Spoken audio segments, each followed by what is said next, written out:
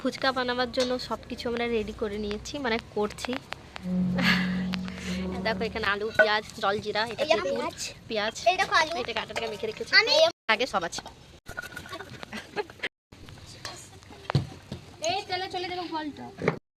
Guys ক্যামেরাতে বড় দেখাচ্ছে কিন্তু একদম ছোট ছোট।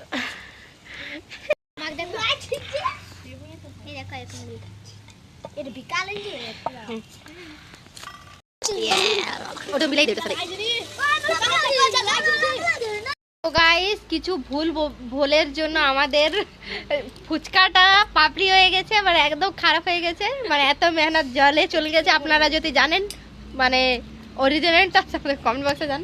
দেখো কি করে দিয়েছি এরা, অবস্থা দেখো কি হয়ে গেছে। আর সব সেরে সেরে ওরা কি হলো তোদের